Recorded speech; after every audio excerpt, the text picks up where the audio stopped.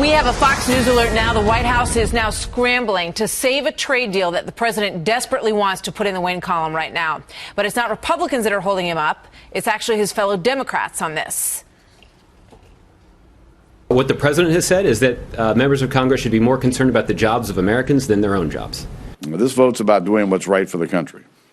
It's about China out there writing the rules for the global economy. And if we stay on the sidelines, our allies will gravitate back towards China, away from us and away from our workers. Live look at the House floor right now, where lawmakers will take up a series of votes on this issue this morning. And we just learned moments ago that President Obama is heading to Capitol Hill, which demonstrates what an important issue this is for him and how significant today is in this fight for President Obama. He's going to head to the Hill, try to rally those last few votes if he can.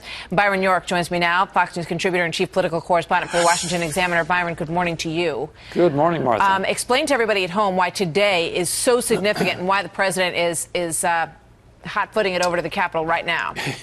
It's a big deal. You know, he's not known for doing a lot of one-to-one contact with members of Congress, so that does show it's a big deal. By the end of the day, a major Obama agenda item, trade, will either be a reality or it will go down in flames. You know, the president wants to sign a giant Pacific trade deal. A lot of Democrats oppose it, a lot of Republicans support it, but to get it, he has to pass something called Trade Promotion Authority, which gives him the authority to negotiate and sign this deal and then give it to Congress for an up or down vote without all of the amendments and nitpicking that can go on when a bill goes to Congress. So he has to have that, and most Democrats oppose it. There are reports that as few as 18 or 20 of his own party will support that. So they would have to rely on a lot of Republican support. But remember, there are some Republicans who do not want to give President Obama additional authority to do anything. They're the ones who are calling this bill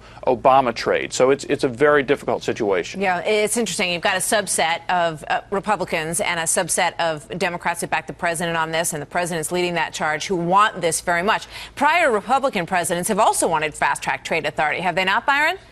They have, and they've gotten it. And we should mention something else, though. Before they get to this vote on Trade Promotion Authority, there is another bill called Trade Adjustment Assistance. Yeah, that's a big deal. And what deal. it is, it's a federal program that gives aid to workers who are displaced by these big trade deals. Now, this is the reverse of the other situation. Most Democrats support this, and most Republicans oppose it. But what we have heard is, one, if this trade adjustment assistance bill dies, if it doesn't pass, then they're not even going to go on to the Trade Promotion Authority. So everything stops dead right there.